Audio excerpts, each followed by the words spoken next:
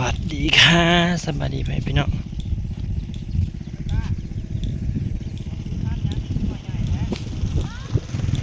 จะอ่อนหมักพริกง่ายนี่เนาะอันนี้จะเป็นหมักพริกพ่นหมักพริกขาว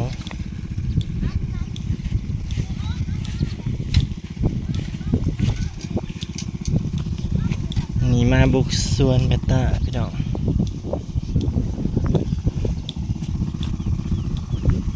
สะอ่อนอ่ะเดี๋ยวเนาะ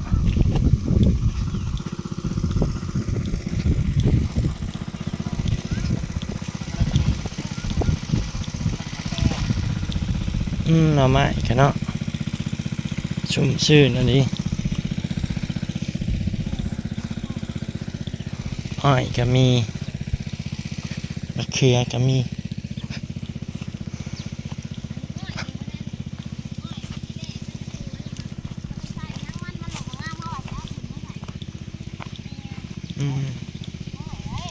มาเบิ่งข้าวโพดสวนเมตาพี่น้อง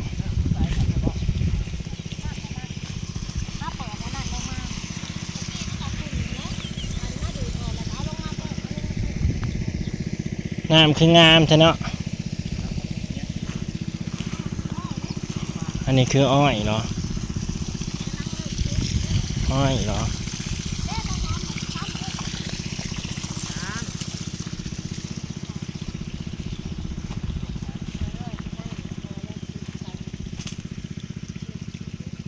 ยายคือบริตัดล่ามมันบ่ตัวนี้แท้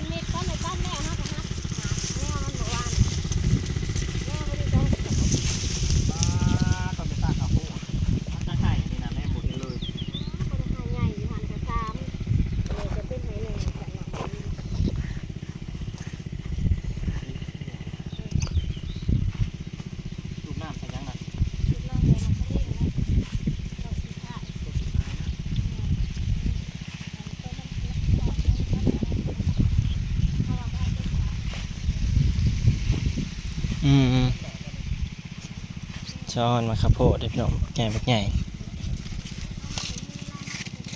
หมากเดียวเดี๋ยวนี้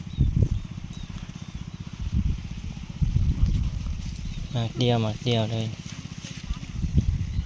สะออนดีนะพี่น้องบักใหญ่เลย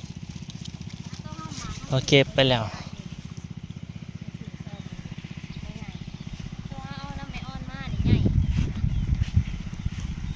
ตัวนี้ก็บักใหญ่เลย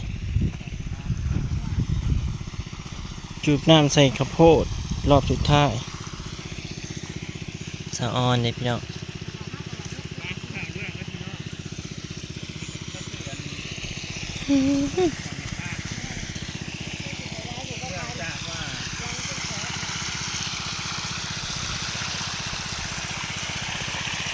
น้ำใสงามอันนี้พี่น้องไว้ผูกน้ำเราไม่ได้ขุ่นจากดี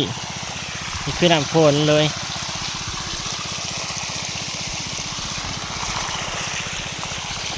ดูสิ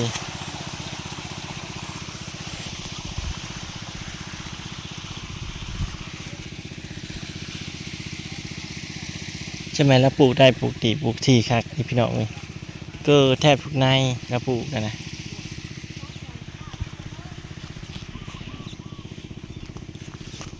เนาะข้าวโพดนะพักบักใหญ่พี่น้องมันนี่สิมาหาไปขายคนเอาสิขายพาแม่อุดนู่นเด้อมันนี่เด้ออุสอ่อนมากนะฝากแม่ช่วยเด้อครับมันนี่สิมาเอาข้าวโพดไปขายเนาะ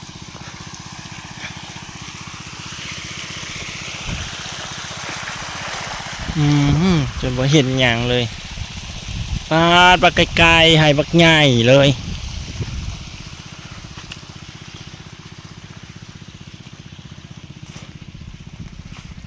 ว่าก็ได้อยากจะดีทำสื่อสอยหน่อยเด้อขอกระหาเงินทำบุญกันนะขอกระได้ดีเอ้ยที่จะมาซื้อซอยเมตากับนี่นะฟักใหญ่ทั้งนี้มาซื้อซอยเมตาฮะเสียไปขายซอยเรื่องของเรื่องนะพี่น้องกษัตริย์เมตานะกูบอกว่าแก่ค่าตัวโอ้ยเนาะสะออนดิพี่น้องแต่บอกเลยว่าอันนี้ละพันนำเผิงนะโอ้ยสะออนเด้นี่มีแต่หมากใหญ่หอมพี่น้องเลยไม่ที่ชอบข คนเอาให้นี่คนเอา หางกระโดดได้ไปได้กัน โทรหนักหลบลงมา มีแต่มีแต่หมากง่ายๆจะอ่อนดิ หักเลยเพราะอะไรกระสอบพอไปได้มาได้ผม เอา200เด้อ อยู่ในหันเนี่ย 200แถมอีก20หมากว่า อยู่ได้ หอมพี่น้องเลยครับเอาไปกินแล้วแซ่บพี่น้อง สะอ่อนเลย กว่าพันธรรมดา แม่นแซ่บกว่าพันธรรมดา อันนี้ได้ บริเวณย่องคล้ายได้นี่ว่า ให้นี่นะ นกกูบ่อยากกินมันเลยบ่เนาะ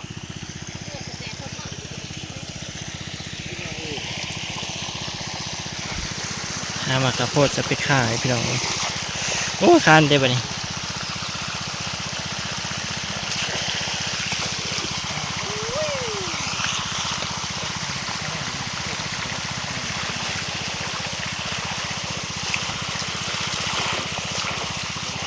มีแต่นอน บ่งโค ย้ายจากตาล่ำออกน้ำมันจากเป็นเนี่ยตาล่ำกับบ่มีลาตาช้ บ่ไปใจเขาเสียกำลังใจเด้อ ขนาดเราก็หล่อขายอยู่ป้านนี่ได้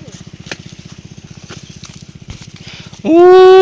ยตัวบักใหญ่เลยโบกนะอุ้ย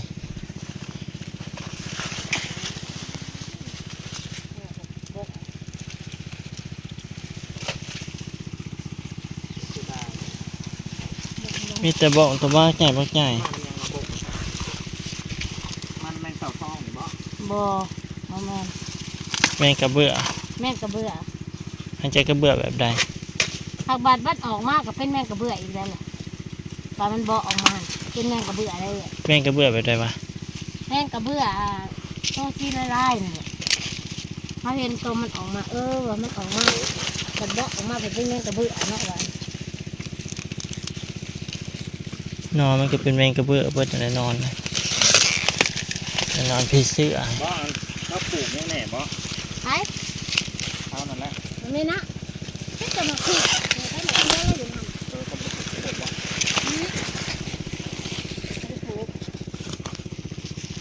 โอ้นอนเนาะโอ้ ไปถ่ายคลิปเขาก็บอกเป็นตะยะ แม่กินแล้วแซ่บ แผ่ได้หวานกระโดดหน้าคือไซส์กระโดดใช่ไหมเพราะเขาคือไซส์ใส่เยอะ ก็หาคือภาษาอย่างอารมณ์ของภาษาอันนั้นจะเป็นข้าวโพดข้าวเหนียวโอ้แมนข้าวโพดนั่นแหละข้าวโพดขาว ไปคนนี้มันน้ำก็เด็ก อันนี้เป็นข้าวโพด มันกับเชิง ข้าวโพดใส่น้ำผึ้งจะแม่นเกิดถูกคุ้มถูกยางถูกต้นเลยเนาะอันปลูกนี่ก็ได้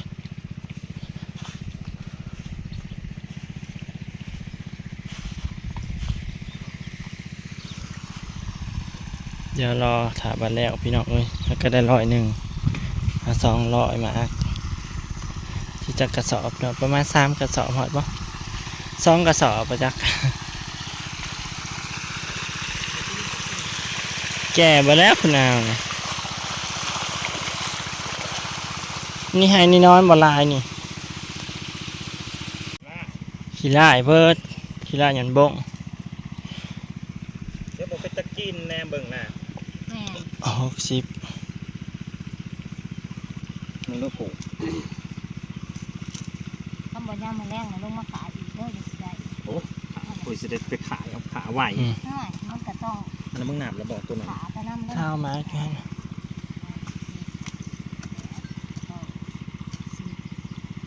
70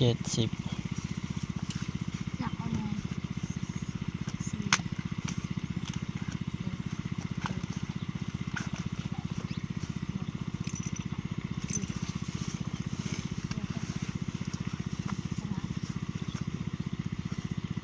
อยู่พุ่นได้จังมาใช่อยู่พุ่น เอามาเดี๋ยว เอามาเบิดและบ่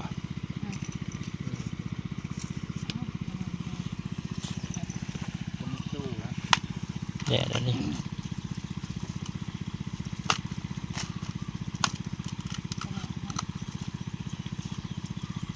ว่าจะปลูกพิซซ่าคือขอบใจเลยแหละ มันจะแซ่บหักบวกร้าย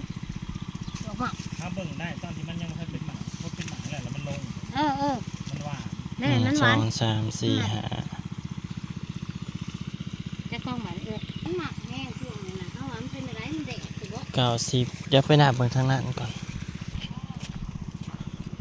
3 4 5 6 7 8 10ก็ได้190หักอีก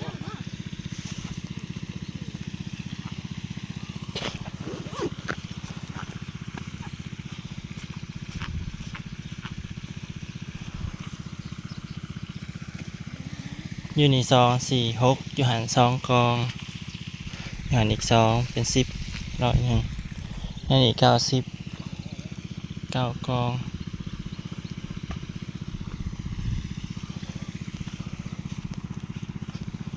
บวกลงหลายลีลงแทบทุกหมาก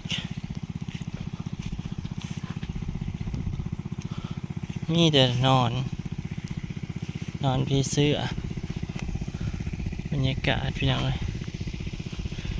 มันนี่เป็นแดดค่ำมากแบบว่าลมเมื่อวานโอ้ยจะเป็นสาด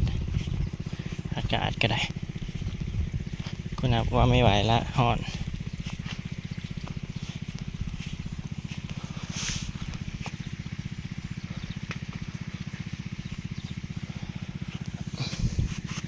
หวานมากระโพดหวานย่อมมันหวานเลยนอนจังลงหลายเนาะ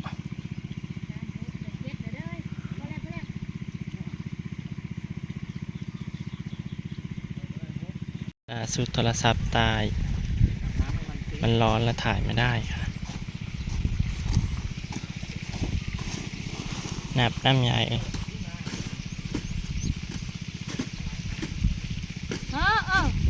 แห้งอยู่ไร สาว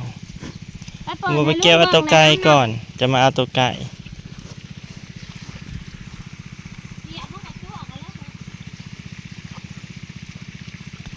หวาน2 กอง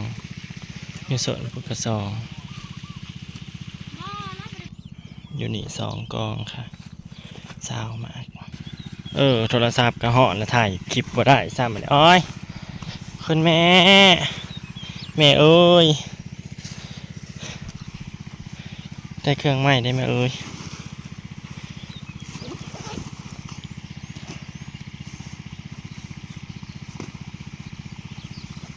ถ่ายคลิปบ่ได้ซ้ำ ขายหมักซิลี่ข้าวเชื้อนพี่น้องเอ้ยอ้ายคนมาซอยไปขายเลย แถวบ้านอื่นกันยังลายอลีใดมาข้าวโพดนะ น้อยปั้งกันยังอันนี้นะ รุ่นเดียวกันเลยปลูกกัน น้อยปั้งแล้วก็มื้อน่ะไปขายtừตลาดจ้าเล่าก็บ่ได้ค่อยขายได้ขายซ้ำพ่อใหญ่นะคะ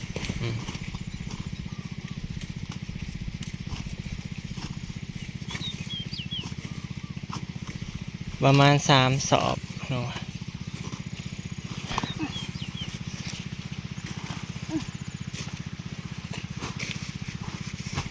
ใส่มันเต็ม3 สอบเลยพอดี3เลยหยัดใส่ให้จะเป็นอาซาเล่งลงมาให้เพื่อนใส่ซาเล่งคนไปสุก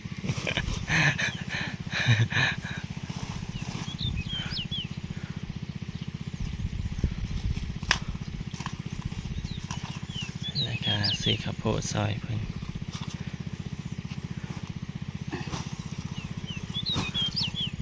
สบายดีพี่น้องลืมเลย ซับกับห่อนยายเอ้ยถ่ายคลิปมาได้ซ้ อืม ำใส่เครื่องถ่ายเครื่องนี้ก็ห่อนเครื่องนี้ก็ห่อน เอาสมาเพราะเนาะ เชียร์อย่างเดียวเนาะนอนลง บ่เขามันหวานมันเลยบ่ได้หมักเนาะ ต่อก็บ่ได้เอามา กูเลยไปเอาเสื้อ โอเคพี่น้องเก็บบรรยากาศวันสำนีเนาะครับคุณทุกกำลังใจฝากแม่อุดหนุนหน่อยเด้อเนาะมื้อนี้เอาไปขายไลฟ์สดขายเหมือนเดิมค่ะ ไปเอาตัวนี้ก่อน ฝากเข้ามาซื้อซอยหน่อยเด้อคุณแม่เด้อคนละหาละ10เนาะหามา10 หมากขอบคุณล่วงหน้านะคะ